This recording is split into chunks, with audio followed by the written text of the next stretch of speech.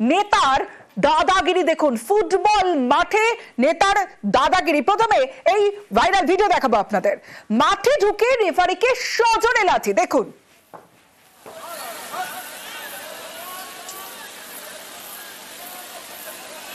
Football মাঠে নেতার দাদাগিরি, মাঠে ঢুকে রেফারিকে সজোরে লাথি। মেদিনীপুরের চার্চ স্কুলের মাঠে রীতিমতো তুলকালাম পরিস্থিতি। ছবিটা দেখুন, সপাটে লাঠি।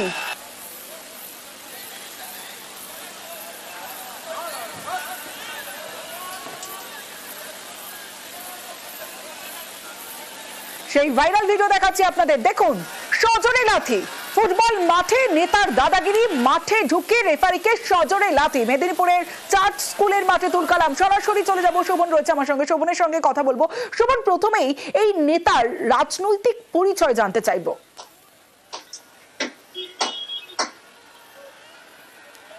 একেবারে দেখো, এই নেতা মেদিনীপুর শহরের প্রভাবশালী একজন তৃণমূল কর্মী হিসেবে পরিচিত এবং তার নাম হচ্ছে রাজা খান এবং বিভিন্ন ক্লাবের সঙ্গে তিনি যুক্ত। যেমনটা ঠিক জানা যাচ্ছে যে গতকাল যে খেলার আয়োজন করা হয়েছিল ওল্ড প্রদীপ সংঘ ক্লাব, সেই ক্লাবের সঙ্গেও কিন্তু এই রাজা খান যুক্ত এবং আয়োজককারীদের পক্ষ থেকেই কিন্তু এই খেলার আয়োজন করা হয় এবং তারপরে কিন্তু এই আয়োজককারী যিনি, তারই একজন সদস্যর এই ধরনের ঘটনায় কিন্তু নিন্দার ঝড় উঠেছে মেদিনীপুর শহর জুড়ে। একদিকে যেমন ক্রীড়া জগতের মানুষেরা নিন্দায় সরব হয়েছেন, পাশাপাশি কিন্তু ইতিমধ্যে এই ভাইরাল ভিডিও টুইট করে রাজ্যের বিরোধী দলের নেতা শুভেন্দু অধিকারী তিনিও কিন্তু প্রতিবাদে সরব হয়েছেন। ঘটনাটি ঘটেছে গতকাল যখন খেলা চলছিল, সেই সময় যখন দেখা যায় যে একটি গোল হয়ে যায় এবং গোল হয়ে যাওয়ার পরে কিন্তু সেই সিদ্ধান্ত যখন রেফারি জানায় যে গোল হয়ে গেছে, সেই গোল ঘোষণা যখন করা হয়, সেই গোল কিন্তু এই যারা আয়োজককারী ছিল, তাদের যে টিম ছিল, তারা মেনে নিতে পারে। যে এই নেতা কি কোনো বড় তৃণমূল নেতার আত্মীয়, এখনো পর্যন্ত কিছু জানা গেছে?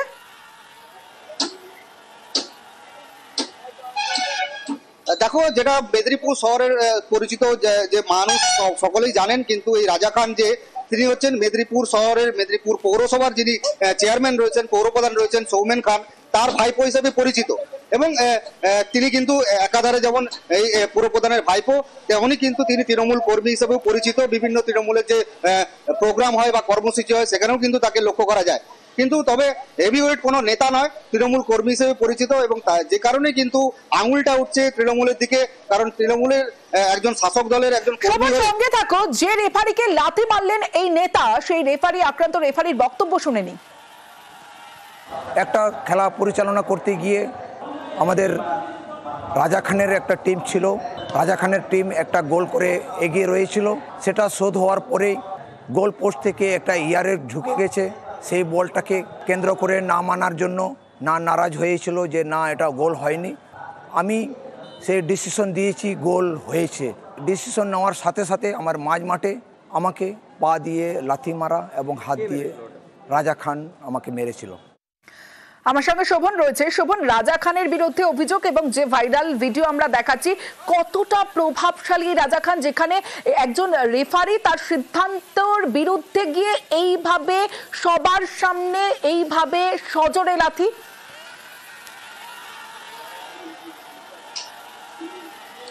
একেবারে দেখো, প্রভাব না থাকলে কিন্তু এই ধরনের ঘটনা ঘটাতে সাহস পেত না, এমনটাই কিন্তু মনে করা হচ্ছে।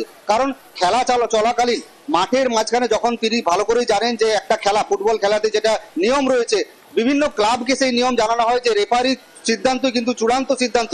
সেক্ষেত্রে একজন রেফারি যখন সেই সিদ্ধান্ত জানালেন, তার সেই সিদ্ধান্ত মেনে না নিতে পেরে সেই রেফারির উপরে কি করে আক্রমণ চালালো, তার উপরে চড়াও হয় এবং তাকে সজোরে লাথি মারা হয়। এই ঘটনার পরেই কিন্তু প্রশ্ন উঠতে শুরু করেছে যে তিনি কতটা প্রভাবশালী এবং তার পেছনে কার কোনো নেতা, বড় কোনো নেতার হাত রয়েছে কিনা, সে বিষয়ে কিন্তু প্রশ্ন উঠতে শুরু করেছে।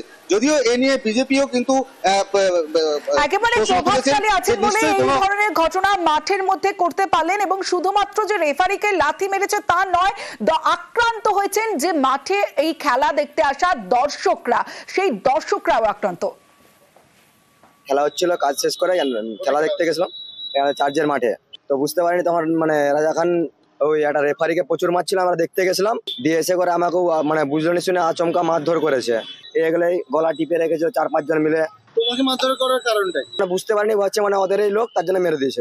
আমি আর আমাদের একটা পাড়ার ছেলে আছে ওইখানে, ওর কানে মেরেছে রড দিয়ে। কালকের যে বিশৃঙ্খলাটা আমরা দেখেছি, যেটা খুবই নিন্দনীয়। রাজা খানের মতো ছেলে যে ওই ওল প্রদীপ সঙ্গে দীর্ঘদিন ধরে সংগঠনের পদে আছে, সে তার কখনোই উচিত হয়নি খেলার মাঠে রেফরির বিরুদ্ধে এইভাবে ক্ষোভ প্রকাশ করা। এমনি খেলা চলাকালীন রেফরির সিদ্ধান্তই চূড়ান্ত হয়, সেক্ষেত্রে কিছু কিছু ভুল থাকলেও থাকতে পারে, কিন্তু যাই হোক না কেন এইভাবে রেফরিকে তাড়া করে তাকে লাথি মারা এবং দৌড়ে দৌড়ে মারা, এইটা কিন্তু প্রচণ্ড নিন্দনীয়। নেতার দাদাগিরি দেখুন, ফুটবল মাঠে নেতার দাদাগিরি। প্রথমে এই ভাইরাল ভিডিও দেখাবো আপনাদের। মাঠে ঢুকে রেফারিকে সজোরে লাথি, দেখুন।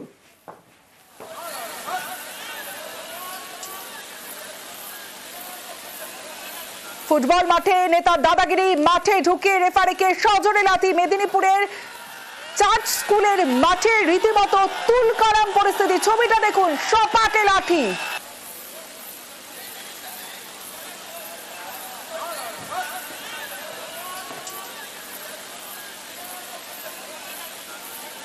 সেই ভাইরাল ভিডিও দেখাচ্ছি আপনাদের, দেখুন। সজোরে লাথি, ফুটবল মাঠে নেতার দাদাগিরি, মাঠে ঢুকে রেফারিকে সজোরে লাথি। মেদিনীপুরের চার্চ স্কুলের মাঠে তুলকালাম। সরাসরি চলে যাব, শোভন রয়েছে আমার সঙ্গে, শোভনের সঙ্গে কথা বলবো। শোভন, প্রথমেই এই নেতার রাজনৈতিক পরিচয় জানতে চাইবো।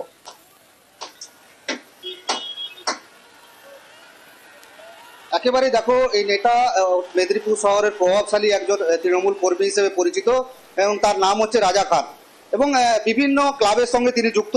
যেমনটা ঠিক জানা যাচ্ছে যে এই গতকাল যে খেলার আয়োজন করা হয়েছিল ওল্ড প্রদীপ সংঘ ক্লাব, সেই ক্লাবের সঙ্গেও কিন্তু এই রাজা খান যুক্ত এবং আয়োজককারীদের পক্ষ থেকেই কিন্তু এই খেলার আয়োজন করা হয় এবং তারপরে কিন্তু এই আয়োজককারী যিনি, তারই একজন সদস্যর এই ধরনের ঘটনায় কিন্তু নিন্দার ঝড় উঠেছে মেদিনীপুর শহর জুড়ে।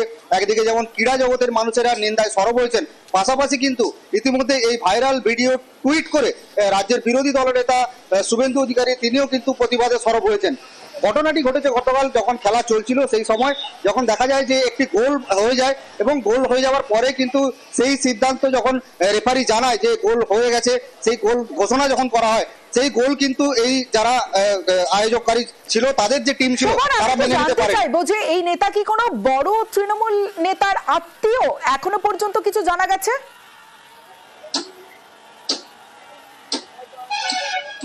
দেখো, যেটা মেদিনীপুর শহরের পরিচিত যে মানুষ সকলেই জানেন, কিন্তু এই রাজা খান যে তিনি হচ্ছেন মেদিনীপুর শহরের মেদিনীপুর পৌরসভার যিনি চেয়ারম্যান রয়েছেন, পৌরপ্রধান রয়েছেন সৌমেন খান, তার ভাইপো হিসেবে পরিচিত এবং তিনি কিন্তু একাধারে যেমন এই পৌরপ্রধানের ভাইপো, তেমনই কিন্তু তিনি তৃণমূল কর্মী হিসেবেও পরিচিত। বিভিন্ন তৃণমূলের যে প্রোগ্রাম হয় বা কর্মসূচি হয়, সেখানেও কিন্তু তাকে লক্ষ্য করা যায়। কিন্তু তবে হেভিওয়েট কোনো নেতা নয়, তৃণমূল কর্মী হিসেবে পরিচিত এবং যে কারণে কিন্তু আঙুলটা উঠছে তৃণমূলের দিকে, কারণ তৃণমূলের একজন শাসক দলের একজন কর্মী। সঙ্গে থাকো, যে রেফারিকে লাথি মারলেন এই নেতা, সেই রেফারি আক্রান্ত রেফারির বক্তব্য শুনেনি। একটা খেলা পরিচালনা করতে গিয়ে আমাদের রাজা খানের একটা টিম ছিল, রাজা খানের টিম একটা গোল করে এগিয়ে রয়েছিল। সেটা শোধ হওয়ার পরেই গোল পোস্ট থেকে একটা ইয়ারে ঢুকে গেছে। সেই বলটাকে কেন্দ্র করে না মানার জন্য নারাজ হয়েছিল যে না, এটা গোল হয়নি। আমি সেই ডিসিশন দিয়েছি গোল হয়েছে। ডিসিশন নেওয়ার সাথে সাথে আমার মাঝ মাঠে আমাকে পা দিয়ে লাথি মারা এবং হাত দিয়ে রাজা খান আমাকে মেরেছিল। আমার সঙ্গে শোভন রয়েছে। শোভন, রাজা খানের বিরুদ্ধে অভিযোগ এবং যে ভাইরাল ভিডিও আমরা দেখাচ্ছি, কতটা প্রভাবশালী রাজা খান, যেখানে একজন রেফারি তার সিদ্ধান্তর বিরুদ্ধে গিয়ে এইভাবে সবার সামনে এইভাবে সজোরে লাথি?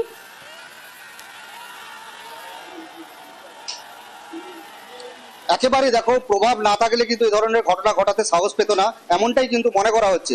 কারণ খেলা চলাকালীন মাঠের মাঝখানে যখন তিনি ভালো করেই জানেন যে একটা খেলা, ফুটবল খেলাতে যেটা নিয়ম রয়েছে, বিভিন্ন ক্লাবকে সেই নিয়ম জানানো হয় যে রেফারির সিদ্ধান্ত কিন্তু চূড়ান্ত সিদ্ধান্ত। সেক্ষেত্রে একজন রেফারি যখন সেই সিদ্ধান্ত জানালেন, তার সেই সিদ্ধান্ত মেনে না নিতে পেরে সেই রেফারির উপরে কি করে আক্রমণ চালালো, তার উপরে চড়াও হয় এবং তাকে সজোরে লাথি মারা হয়। এই ঘটনার পরেই কিন্তু প্রশ্ন উঠতে শুরু করেছে যে তিনি কতটা প্রভাবশালী এবং তার পেছনে কার কোনো নেতা, বড় কোনো নেতার হাত রয়েছে কিনা সে বিষয়ে কিন্তু প্রশ্ন উঠতে শুরু করেছে। যদিও এ নিয়ে বিজেপিও কিন্তু একেবারে প্রশ্ন তুলেছে প্রভাবশালী যে আছেন বলে নিশ্চয়ই এই কোনো ধরনের ঘটনা মাঠের মধ্যে করতে পারলেন, এবং শুধুমাত্র যে রেফারিকে লাথি মেরেছে তা নয়, আক্রান্ত হয়েছেন যে মাঠে এই খেলা দেখতে আসা দর্শকরা, সেই দর্শকরাও আক্রান্ত। খেলা হচ্ছিল, কাজ শেষ করে খেলা দেখতে গেছিলাম চার্চের মাঠে। তো বুঝতে পারিনি তখন মানে রাজা খান ওই একটা রেফারিকে প্রচুর মারছিল, আমরা দেখতে গেছিলাম। দিয়ে এসে করে আমাকেও মানে বুঝলো শুনে আচমকা মারধর করেছে। এগুলোই গলা টিপে রেখেছিল 4-5 জন মিলে। তোমাকে মারধর করার কারণটাই বুঝতে পারিনি, হচ্ছে মানে ওদেরই লোক, তার জন্য মেরে দিয়েছে। আমি আর আমাদের একটা পাড়ার ছেলে আছে ওইখানে, ওর কানে মেরেছে রড দিয়ে। কালকের যে বিশৃঙ্খলাটা আমরা দেখেছি, যেটা খুবই নিন্দনীয়। রাজা খানের মতো ছেলে যে ওই ওল প্রদীপ সঙ্গে দীর্ঘদিন ধরে সংগঠনের পদে আছে, সে তার কখনোই উচিত হয়নি খেলার মাঠে রেফরির বিরুদ্ধে এইভাবে ক্ষোভ প্রকাশ করা। এমনি খেলা চলাকালীন রেফরির সিদ্ধান্তই চূড়ান্ত হয়, সেক্ষেত্রে কিছু কিছু ভুল থাকলেও থাকতে পারে, কিন্তু যাই হোক না কেন এইভাবে রেফরিকে তাড়া করে তাকে লাথি মারা এবং দৌড়ে দৌড়ে মারা, এইটা কিন্তু প্রচণ্ড নিন্দনীয়।